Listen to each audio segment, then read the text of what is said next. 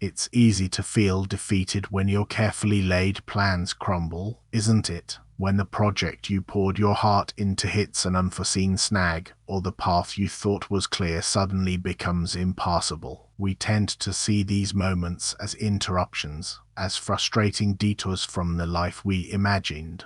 We lament the wasted effort, the lost time, the unfairness of it all. This feeling, this natural resistance to what is a common human experience. But what if we could learn to see these moments differently? What if the very things that seem to thwart us are, in fact, essential ingredients for our growth? The Stoics, like Marcus Aurelius, understood this deeply. They didn't just tolerate adversity. They welcomed it as a training ground for the soul, a forge in which character is hammered into shape. They taught that the obstacle itself is not merely something to be overcome, but something to be embraced, even loved. Think about it. When a craftsman works with wood, they don't complain about the grain or the knots. They understand that these imperfections are part of the material itself, and they learn to work with them, even incorporate them into the final piece, giving it unique character.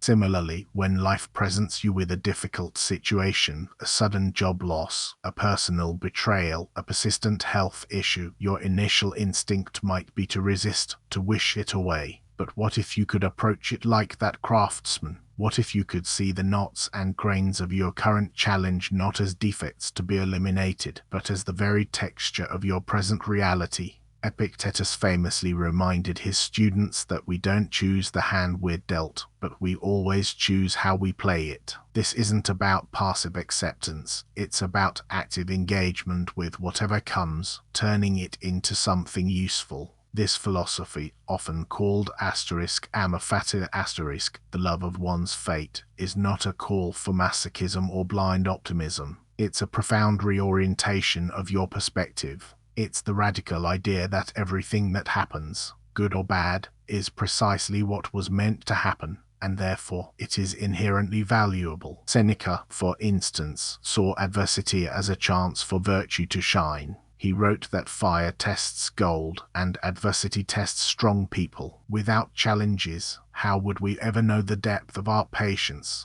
the strength of our resolve, or the resilience of our spirit? Without the dark, how could we appreciate the light? It's in the crucible of difficulty that our truest self is revealed and refined. The hard moments are not interruptions to your growth. They are your growth. Consider a time when you faced a significant setback.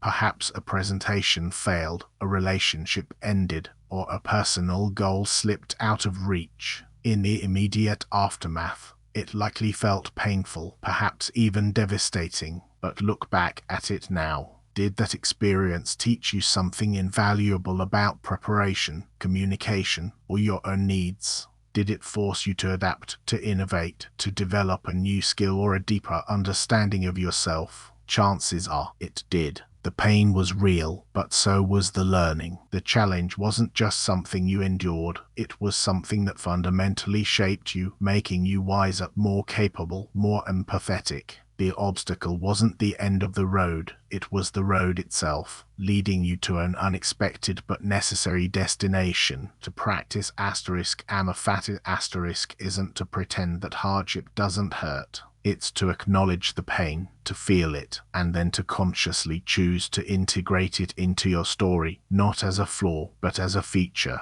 It's about transforming the raw material of your life, the good, the bad, and the ugly, into something meaningful. When you confront a problem, instead of asking, "Why is this happening to me?" try asking, "What is this teaching me? What strength or virtue can I cultivate through this?"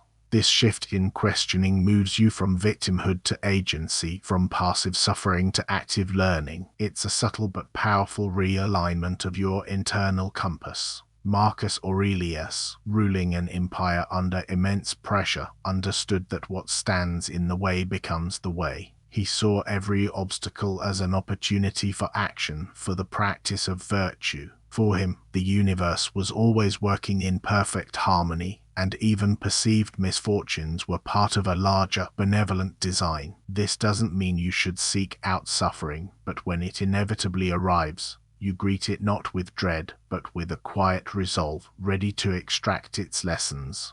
It's about developing an inner resilience that doesn't just bounce back from adversity, but actually grows stronger because of it, like a muscle that tears and rebuilds itself thicker than before. So, the next time you face an unexpected hurdle, a frustrating delay, or a challenging interaction, pause. Instead of immediately reacting with annoyance or despair, take a breath. Remind yourself that this, too, is part of your fate, and within it lies a hidden lesson, an opportunity to build a new capacity. Embrace the difficulty not as an enemy, but as a stern, demanding teacher.